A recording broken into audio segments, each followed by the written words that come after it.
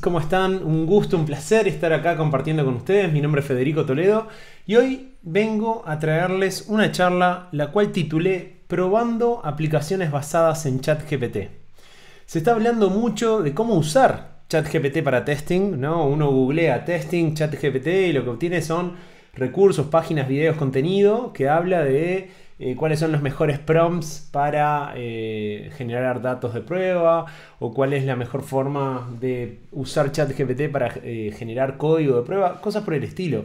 Pero nadie está hablando de cómo vamos a hacer en testing para probar las aplicaciones que utilizan ChatGPT o algún tipo de modelo de los LLM, ¿no? Así que un poquito de eso es que quiero compartir hoy, quiero abrir la discusión y empezar a conversar al respecto. Para arrancar me gustaría presentarme brevemente. Soy uno de los fundadores de Abstracta, que es una empresa que se dedica a calidad de software. Hace 15 años arrancamos acá en Uruguay, donde hoy estoy viviendo, pero tenemos oficinas en Chile también. Estamos por abrir en Colombia. Tenemos muchos de nuestros clientes en Estados Unidos, así que una empresa global en ese sentido. Y bueno, y me vengo dedicando yo personalmente a todo lo que tiene que ver con testing desde hace más de 18 años, generando contenidos, blogs, podcasts, dando charlas. Tuve la chance de hacer un doctorado en la Universidad de Castilla-La Mancha, en España, investigando sobre cuestiones de testing dirigido por modelos. Después de eso publiqué un libro que fue el primero en español, lo pueden descargar gratuitamente desde mi sitio. El libro se llama Introducción a las pruebas de sistemas de información y bueno, y es una introducción al mundo del testing. Y una de las cosas más recientes, si se quiere, es que el año pasado arrancamos con una conferencia que originó, o sea, la primera edición la hicimos acá en Uruguay, la Quality Sense Conf. 100% gratuita, con speakers de todo el mundo, y este año la repetimos en Santiago de Chile y ya tenemos planes del año que viene hacerla en Colombia, así que quédense enganchados en nuestras redes. Los invito a que me contacten también y poder seguir distintas conversaciones y estar al tanto de las conferencias también que estamos organizando por acá. Bueno, empezando a hablar un poquito más del tema de hoy, ¿no?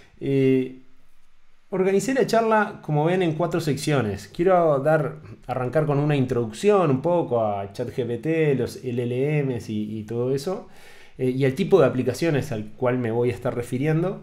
Después voy a hablar de los tipos de testing aplicables específicamente a estas aplicaciones.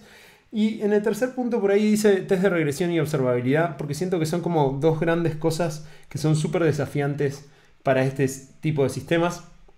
Y ya cerraremos sobre el final con algunas conclusiones y les quiero también mostrar algunos desafíos extras que vamos a tener en los próximos años. Muy bien, aplicaciones que integran ChatGPT. ChatGPT es una, y probablemente la más popular todavía, pero es una dentro de tantas de las que caen en la categoría de LLM, de Large Language Model. ¿Sí? No voy a entrar en cómo funcionan porque no soy la mejor persona para hacerlo. Hay muchísimo contenido de muy buena calidad que explican exactamente cómo funcionan este tipo de sistemas. Pero me quedo con la idea de que, bueno, es creado por OpenAI dentro de una comunidad de distintos sistemas de inteligencia artificial, como Whisper para todo lo que es audio, DALL-E para lo que es imágenes. Y lo que tiene de particular este tipo, o sea, la inteligencia artificial existe hace años, muchos años. Pero ahora lo que está más en boom es la inteligencia artificial generativa. A mí la forma que me gusta de explicarlo para simplificar, uno típicamente lo que hacía con un modelo de inteligencia artificial, Machine Learning, era entrenar al modelo con 1000 fotos de gatitos, vamos a decir. Entonces yo le daba una nueva foto de un gatito y el modelo me podía responder de sí, yo veo un gatito, está acá. Bien. Ahora, como ese modelo está entrenado con miles de fotos de gatitos, yo lo nuevo, con la generativa, yo le puedo pedir, ok, dame un gatito nuevo. Y me crea un gatito que yo le voy a terminar diciendo, ay, tenés razón, eso es un gato, se parece a un gato y no existe, lo acaba de crear. que ahí entra el tema de, bueno, esto que nos creíamos de que como humanos éramos únicos con respecto a la creatividad, ahora la inteligencia artificial también empieza a ser creativa y nos pone un poco en jaque, pero bueno, un poquito de eso se trata todo esto.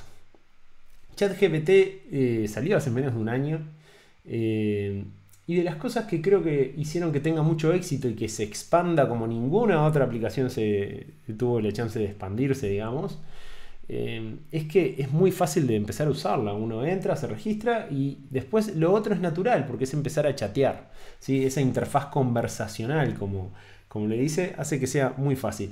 Y una cosa que quería mencionar, porque esto va a ser importante para lo que voy a ir después, de qué cosas como testers tenemos que entender de este tipo de sistemas para saber dónde están las vulnerabilidades, dónde están los puntos flacos, dónde puede romperse todo esto, vamos a decir. A mí lo que me llamó la atención cuando empecé a usar el chat, porque ya existen chatbots desde hace mucho, pero este en particular, era que podía mantener el contexto bastante bien. Entonces uno empezaba a tener una conversación, después de un rato de seguir intercambiando con ChatGPT, uno observaba que siempre hacía referencias a cosas que se habían hablado antes. Entonces permite conservar un contexto. Y eso es importante recordarlo porque después vamos a volver sobre esto. Ahora, ChatGPT, la forma que la mayor parte de la gente lo usa es a través de esa interfaz conversacional. Pero también ofrece una API, ¿sí? Para que uno pueda desarrollar un sistema que utiliza esa API por detrás, ¿sí? Invocando un prompt que se genera on the fly, digamos, en el momento. Yo la forma que lo veo esto muy, muy similar es cómo funcionan las bases de datos, ¿sí? Los sistemas que usan bases de datos, porque uno llena un formulario en la pantalla y en la parte del sistema lo que hace es armar la SQL llenando con los datos que ingresó el usuario o datos de contexto que estaban en memoria en la sesión.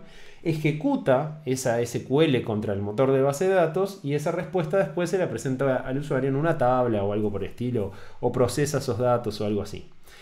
En este caso es muy parecido porque este tipo de sistemas lo que va a hacer es tomar datos de contexto, entradas de usuario y información que tiene por ahí y anexarla a un template de prompt que el sistema ya tiene armado.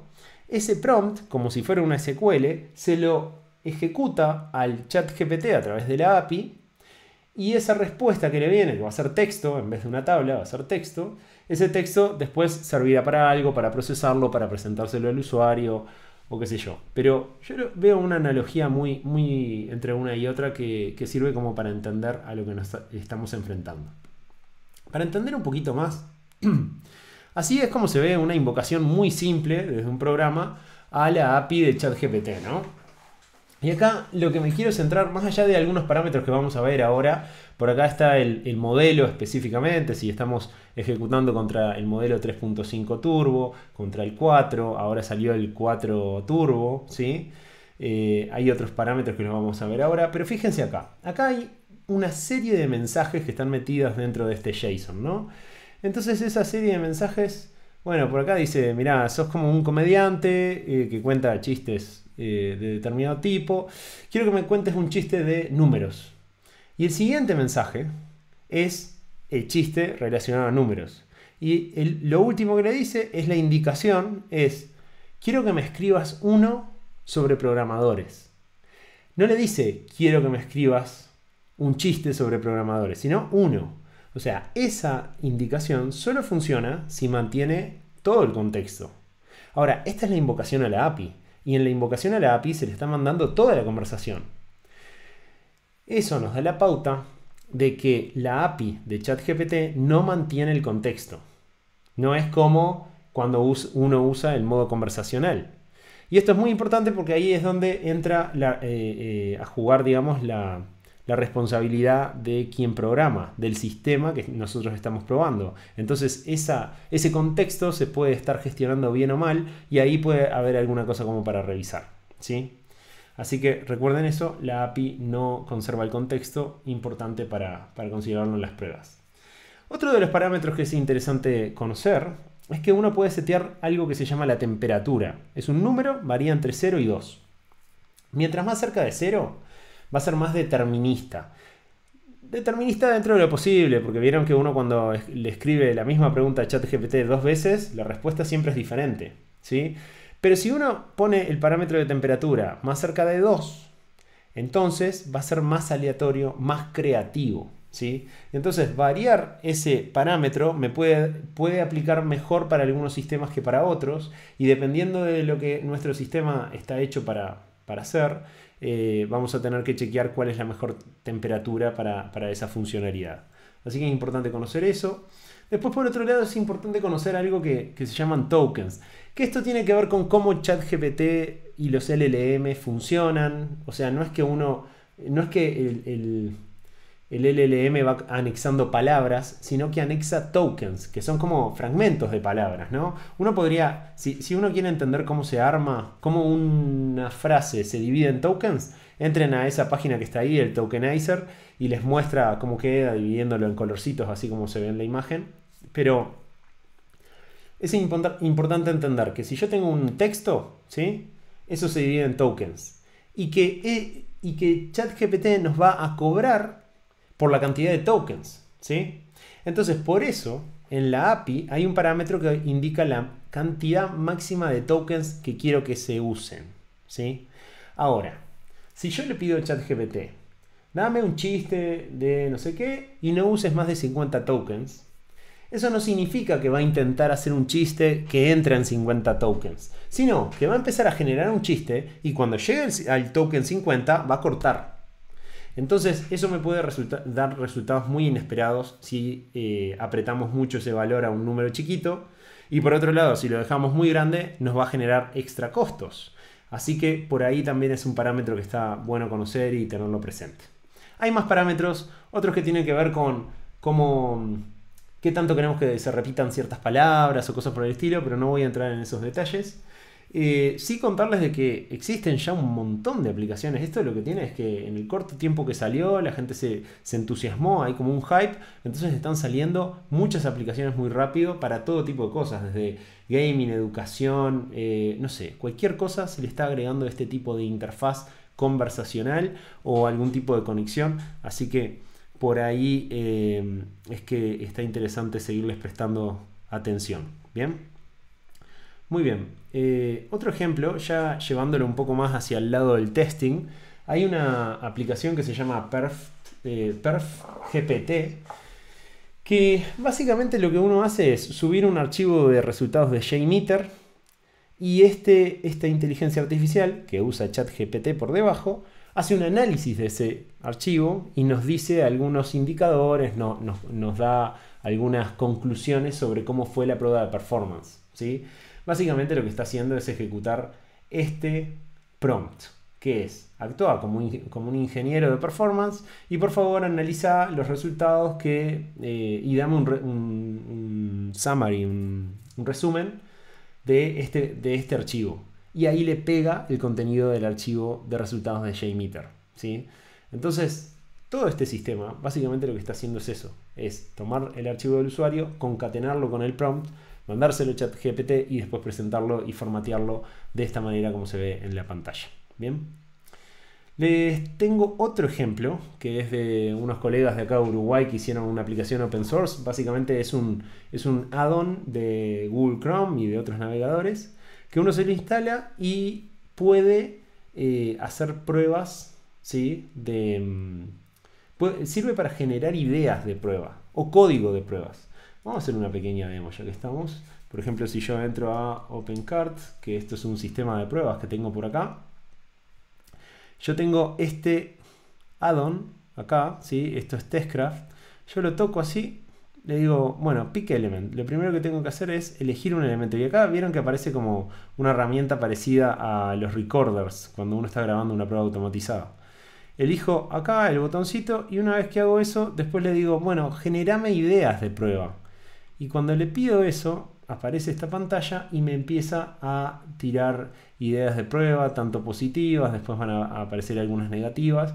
Y si empiezan a leer más en detalle, es interesante ver cómo hay cosas que tienen sentido, o sea, que está considerando que es un botón en una página de compras y qué sé yo. Así que Por ahí está bien interesante. Después uno puede elegir, por ejemplo, no sé, me gustó esta prueba y esta. Y después le digo que me genere pruebas automatizadas. Ahora sí me va a dejar elegir. Elijo estas tres y le digo, ¿sabes qué? Quiero que me generes los test automatizados para eso. Entonces acá me tira el código de pruebas automáticas usando como tiene de parámetro acá Cypress, JavaScript y SyncPageObjects, ¿sí? Uno podría elegir cómo quiere la automatización en base a estos parámetros y ahí lo empieza a generar. Vamos a seguir con la presentación. Si es que quiere cargar, ahí. Y bueno, quiero mostrarles cómo funciona este sistema, ¿no? O sea, básicamente lo que está haciendo Testcraft es tomar el elemento HTML que yo le doy picked element, ¿sí? Y eso se lo pasa a la API de Testcraft.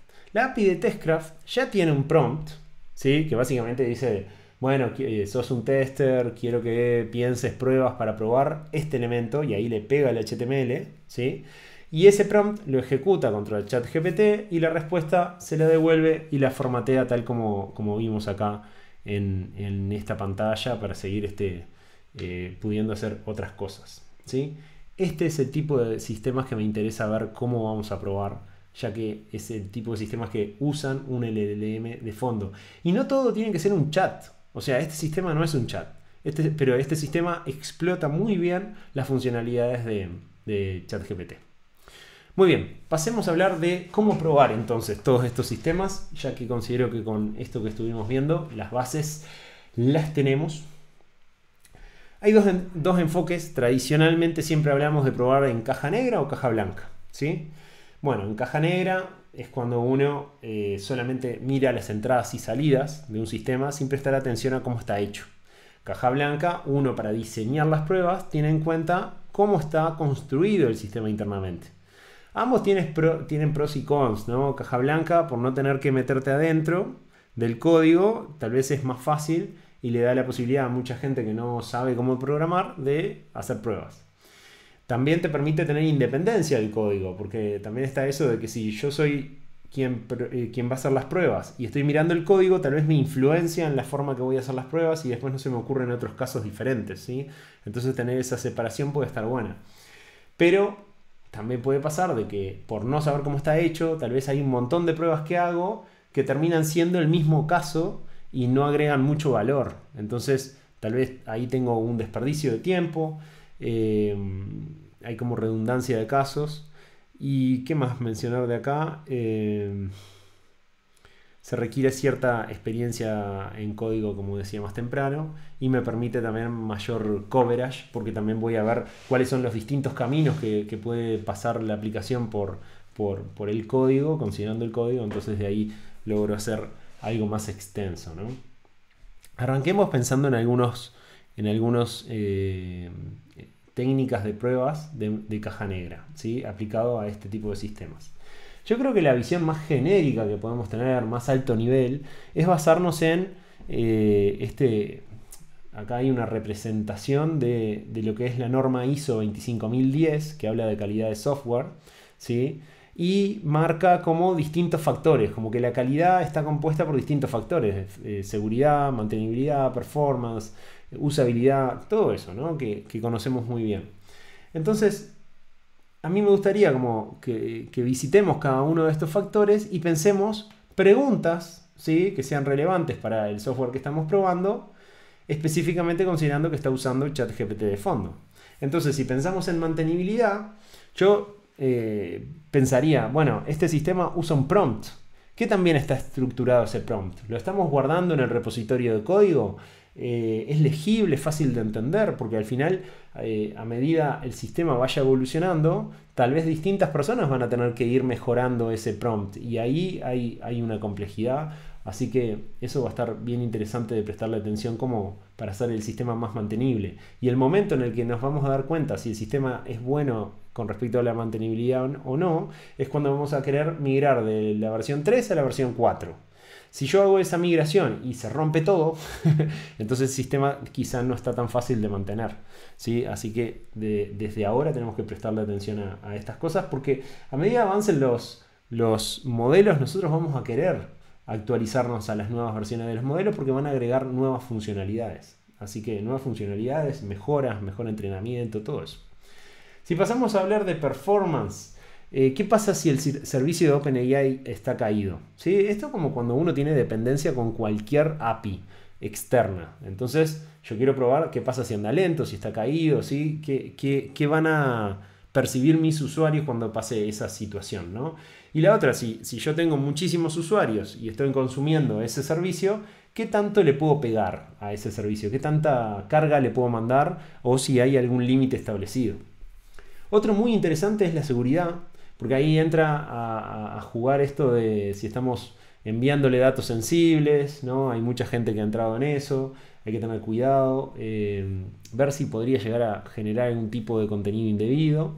Y por otro lado, aparecen términos nuevos, conceptos nuevos como esto del prompt injection, que otra vez, llevando a esa analogía entre un prompt y una SQL, así como existe el SQL injection como un ataque, como una vulnerabilidad de los sistemas, también aparece el prompt injection. Hay dos tipos de prompt injection. Esto, hasta el día de hoy, dentro de 2 semanas tal vez cambia, ¿no? Pero lo están clasificando por ahora como estos dos. El goal hijacking, que sería el prompt tiene un objetivo y yo le doy una entrada al programa como para que le cambie el objetivo a ese prompt y termine haciendo otra cosa. Y hay otro que es el prompt leaking, que es le doy una entrada al sistema como para que el sistema de alguna forma me muestre cuál es su prompt y el atacante al ver eso tal vez se le ocurra algún otro tipo de ataque, ¿sí? Acá para ejemplificarlo les traigo esta captura que es solamente una tontería, no hubo daño con esto, más allá de hacer viral esta captura, ¿no? Pero digamos que muestra el potencial de lo que se podría llegar a atacar con este tipo de enfoque. O sea, estamos hablando de Remotely, que es un bot de Twitter que levanta tweets sobre trabajo remoto, ¿sí? Eso es básicamente lo que hace y lo mete en un tablero de trabajos remotos. Ahora, lograron que este bot escriba eso que aparece ahí, que es tipo, vamos a tomar el poder si el presidente no soporta el trabajo remoto. ¿Y cómo lograron eso? Y bueno, armando un contenido, un tweet, que tiene las palabras clave tipo trabajo remoto, remote jobs.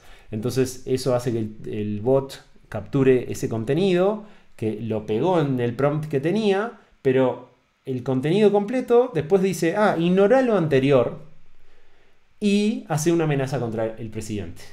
Entonces ahí tenemos cómo un contenido pudo hacer que cambie el objetivo original de ese prompt. Y ahí, bueno, imaginen, a medida que esto evolucione y le demos cada vez más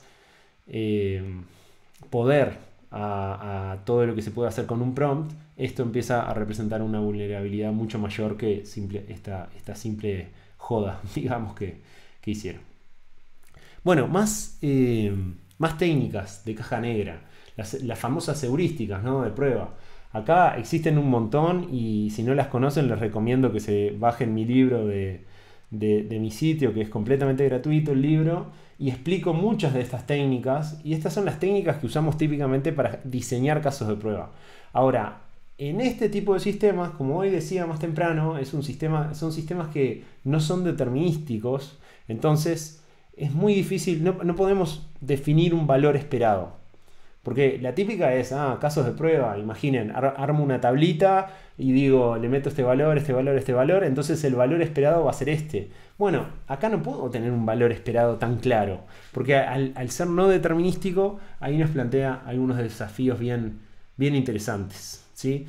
Creo que está en nosotros el pensar pruebas, sí, pero después al momento de ejecutarlas, tener criterios de qué es una respuesta más o menos aceptable, ¿sí? Definir parámetros, definir rangos, definir ciertas cosas a chequear en esas respuestas, pero seguro que no va a ser un valor fijo específico. Después algo más que me parece interesante considerar es que como la mayoría de las cosas que vamos a estar viendo son textos, ¿sí? En esto de que si es algo que usa el ChatGPT, sus respuestas van a estar basadas en texto. Entonces podríamos utilizar atributos de calidad de texto, como por ejemplo la coherencia, la completitud, consistencias, todas esas que están ahí. Creo que esto puede ser otro anexado, otro agregado bastante interesante, otra visión interesante agregarle a nuestras pruebas para este tipo de sistemas. Pasemos a hablar de caja blanca. ¿Sí? Así que vamos a estar mirando el código, pero no solamente el código, vamos a estar mirando los prompts también. Y uno de los enfoques que me parece interesante es hacer tipo pruebas estáticas o pruebas unitarias al prompt. ¿Sí? Entonces, si hacemos un análisis estático al prompt, ¿no? Revisar cómo está construido el prompt, y no solamente eso, sino empezar a probar variantes. Ahí me parece que estaba interesante también. Empezar a ver qué pasa si en vez de escribir el prompt así, se lo escribo de otra forma, o se lo escribo en inglés, o se lo escribo así o asá. Entonces ahí empieza todo esto del prompt engineering, que le llaman, ¿no? La ingeniería de los prompts, y quizá logramos mejorar esos prompts o esos resultados que estamos obteniendo. La pregunta típica acá que surge es si esto es responsabilidad de quien está haciendo testing, ¿no? Porque realmente es más una tarea de construcción. De todos modos, mi consejo es que si nosotros estamos probando algún sistema que está hecho con esta arquitectura, nos familiaricemos con esto del prompt engineering, que entendamos cómo pequeñas variantes al prompt pueden generar cambios muy drásticos en los resultados. Así que por ahí también los invito a probar este tipo de enfoques. Algunas consideraciones cuando estamos jugando con esos prompts es que no es lo mismo probar desde la interfaz web de ChatGPT, ¿sí? La interfaz conversacional, que probarlo desde la API. Porque pueden tener pequeñas diferencias los modelos. Además es súper importante elegir exactamente el mismo modelo, ¿sí? Y bueno, y si quieren hacer eso pueden hacerlo a través del Playground que ofrece OpenAI, o pueden ejecutar directamente la API con Postman o hacer scripts propios en Python o algo por el estilo. ¿Bien? Después, en esto de la revisión estática del código, también a mí me parece que es súper rico poder mirar cómo se está armando ese prompt. Porque yo vengo hablando de, hay un template de prompt y le inyectamos los valores del contexto o del usuario y qué sé yo. El entender cómo se arma ese prompt, cómo se procesan las entradas, cómo se inyectan en el prompt, cómo se ejecuta, creo que también nos puede dar ideas de qué cosas vale la pena probar y qué cosas no. Así que por ahí también revisar el código, a no tenerle miedo a eso, hacerlo junto con alguien de desarrollo, pero de alguna forma investigar un poquito más por ahí. Dentro de esto les quería mencionar las pruebas de integración, pero las de siempre, ¿no? O sea, si estamos probando un servicio externo, me va a interesar hacer un mock de ese servicio y simular cómo ver cómo va a funcionar mi sistema ante distintas situaciones en las que se puede encontrar con respecto a la invocación a ese servicio. Y de ahí quiero hacer un mock que simule que el sistema está caído, que simule los distintos errores que me puede devolver. Y por ahí les dejo un link a la documentación de OpenAI donde me muestra todos los códigos de error. Y después algunos casos borde, que si respuestas vacías, respuestas con máximo de tokens. Podemos jugar con muchas cosas. Para implementar esto podemos usar WireMock, SoapUI, Postman, un montón de sistemas que facilitan mucho esto de armar un mock. Y por supuesto el sistema que estamos probando no tiene que tener la URL de OpenAI hardcodeada, sino que tiene que estar parametrizable. Así podemos asignarle nuestra URL de nuestra mock. Pasemos al tercer bloque, que quería hablar de testing de regresión y de observabilidad. El testing de regresión ya vengo diciendo, ¿no? Este es el desafío más grande. ¿Qué pasa cuando pasemos de la versión 3.5 a la 4? Yo quiero probar un montón de cosas de vuelta, pero, o sea, ante esas situaciones, nuestro enfoque típico para optimizar el tiempo de pruebas es automatizar ciertas cosas. Pero ¿cómo puedo automatizar cuando el resultado es no determinista? Ahí está la dificultad, ¿sí? Entonces, esos test de regresión los vamos a poder automatizar con un mecanismo que se llama evals, ¿sí? Si bien hay algunas otras herramientas, esto es un framework open source, también provisto por OpenAI, está pensado para esto. Y básicamente es un framework que me permite agregar casos de prueba, ¿sí? Para probar específicamente los prompts, el resultado de un prompt. Entonces, si yo le estoy agregando tanta dependencia a ese servicio externo que es el prompt, a mí me va a interesar ver qué me devuelve ese prompt a medida va pasando el tiempo y las versiones, ¿sí? Entonces voy a querer automatizar ciertos prompts. La respuesta no es determinista, entonces tengo que ver cómo evaluar esa respuesta para ver si está bien o no, si le sirve a mi sistema o no. Acá el mecanismo de... Bueno, primero les recomiendo este link porque está muy bien explicado en comparación a la documentación oficial. Acá me sirvió mucho más fácil para entenderlo. Ahora, el sistema de Valls ofrece dos tipos de templates de evaluaciones, vamos a llamarle. Esta es la más simple, que son las Basic Eval Templates, que básicamente uno le da una entrada, un prompt de entrada, y le dice esta es la salida esperada, y después la comparación la hace con mecanismos de comparación de strings básicos, ¿no? Fíjate que inicia con tal cosa, fíjate que contiene tal otra, como chequeos muy, muy básicos. El que se pone un poco más interesante es este que le llaman Model Graded Eval Templates. Que acá uno, a ver cómo lo explico. Acá uno lo que hace es darle un prompt, ¿sí? Le da un output ideal. O sea, le dice, mira, para este prompt la respuesta ideal es esta, ¿sí? Después la ejecuta, el framework ejecuta el prompt. Y la respuesta de ese prompt, yo puedo decirle que la compare contra la respuesta ideal de distintas formas. Pero siempre todas esas formas se van a lograr ejecutando a otra inteligencia artificial o a la misma, a un LLM, que me permita, por ejemplo, decir, esta respuesta está contenida dentro de esta, semánticamente, ¿está contenida? O esta respuesta responde a esta pregunta, o esta respuesta lista todos los puntos que están contenidos acá. Es como que es una respuesta más semántica, por eso se utiliza otro LLM, otra inteligencia artificial, lo cual parece un poco absurdo porque estamos usando una inteligencia artificial para probar la inteligencia artificial. Es como, suena un poco absurdo, pero si lo pensamos, cuando desarrollamos software, nosotros tenemos una persona desarrollando. Como no confiamos en esa persona, porque las personas nos equivocamos, ¿no? Entonces, esa persona que desarrolla puede tener errores. Entonces, ponemos a otra persona, que es la que hace testing, a probar lo que hizo la primera persona. Ahora, acá estamos haciendo algo parecido.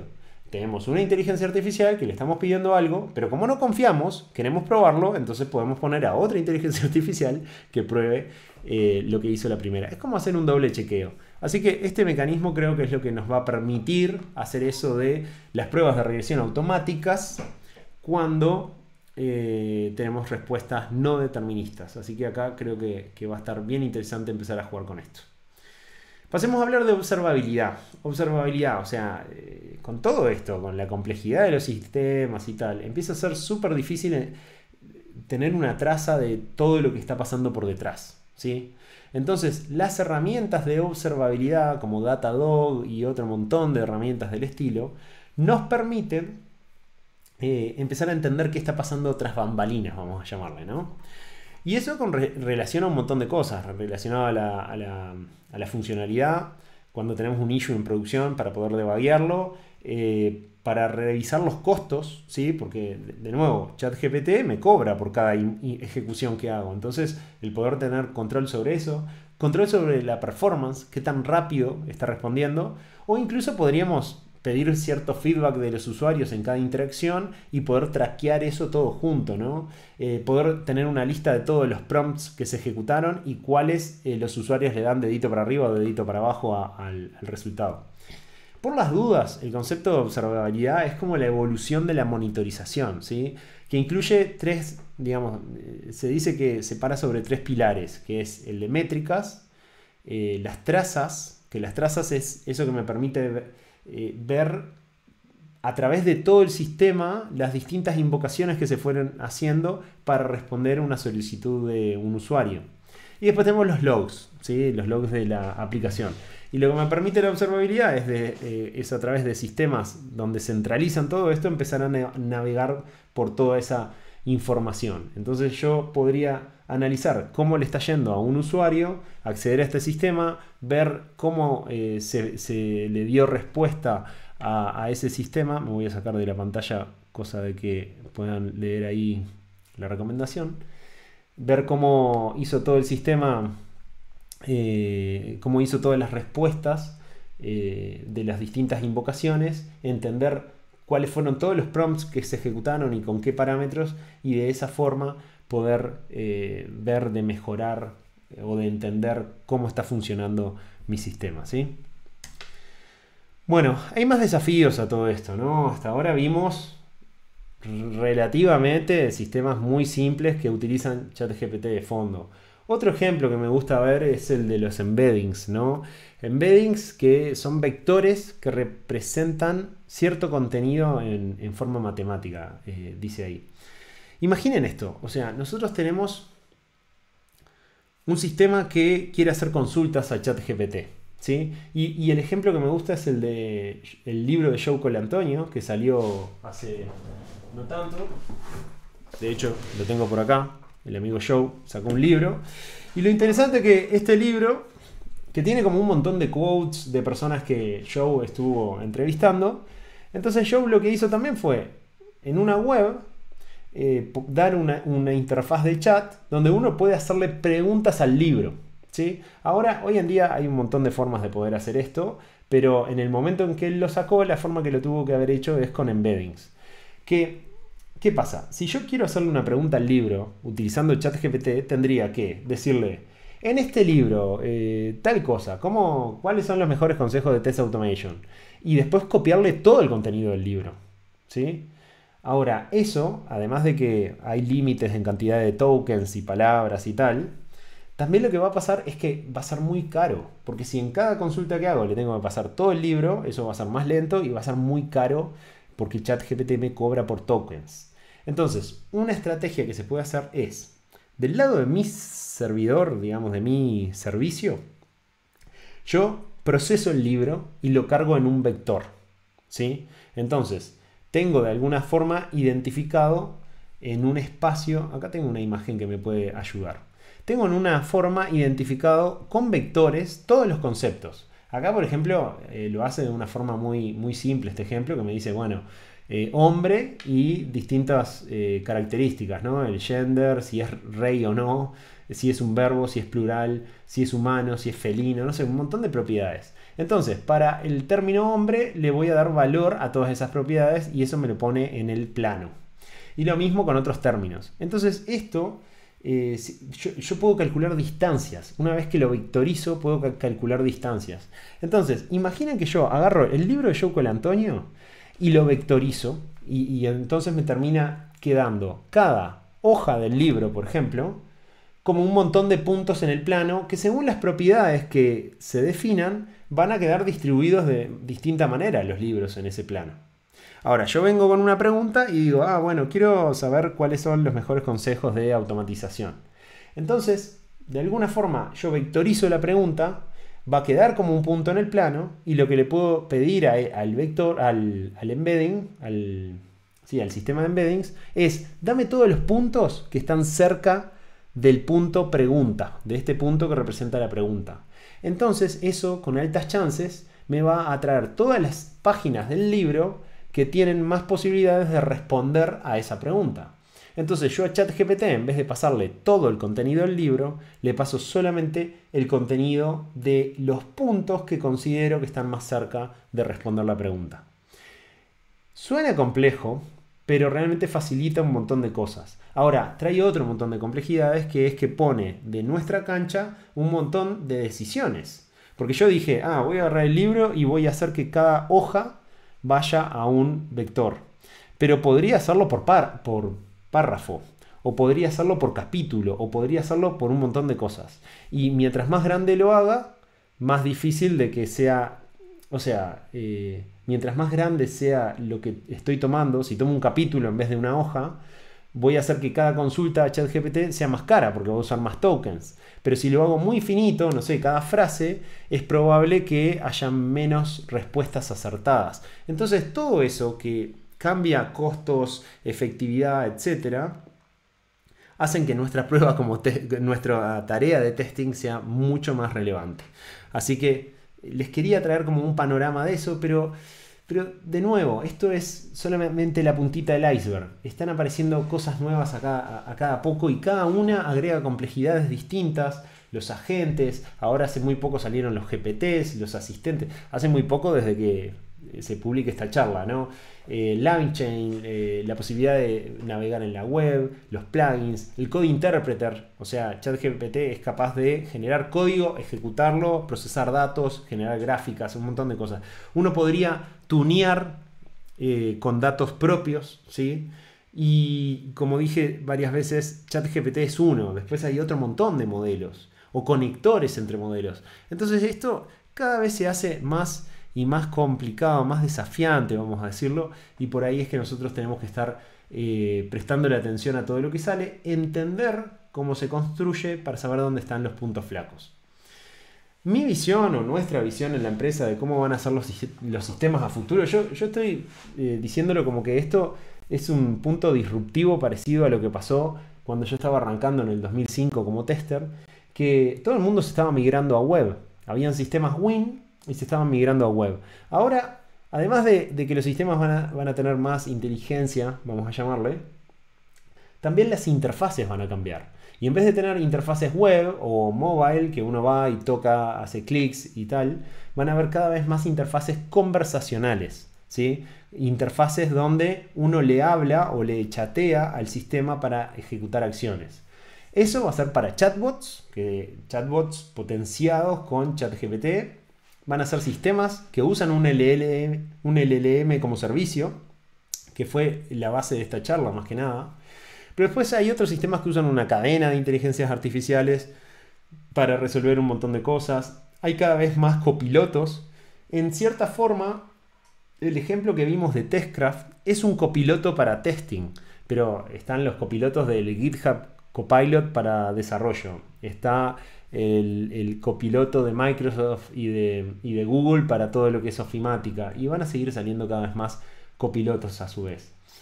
Y esto que les decía, ¿no? Cada vez más interfaces con nuestros sistemas de manera conversacional.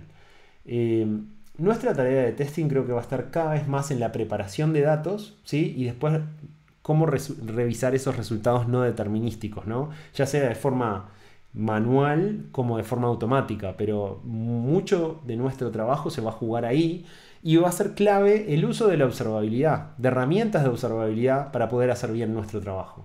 Así que estas son las cosas que les quería transmitir en esta charla. Yo espero haberlos inspirado como para que de acá se vayan a estudiar sobre cómo se construyen estos sistemas, sobre cómo podemos hacer mejor nuestro trabajo, porque de verdad, para hacer un buen trabajo de testing, yo creo que vamos a tener que meternos mucho más a entender cómo funcionan. No creo que vaya a desaparecer el rol del tester, seguramente vaya a mutar a otra cosa más cercana a desarrollo, más cercana a un entendimiento más cabal de cómo se construyen estos sistemas, pero bueno, hay muchas cosas por delante para descubrir, van a seguir apareciendo y creo que está en nosotros el poder ir viendo cómo hacer el testing de todo esto, compartirlo con los demás y a mí me apasiona, me emociona muchísimo.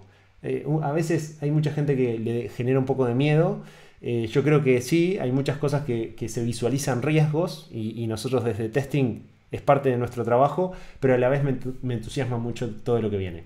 Espero que tengamos un rato para compartir preguntas y si no, me buscan en redes, en LinkedIn, siempre estoy bastante activo y me encanta conversar de todo esto, así que estaré encantado de poder compartir con todos ustedes un poquito más de todo esto. Que sigan disfrutando de la conferencia.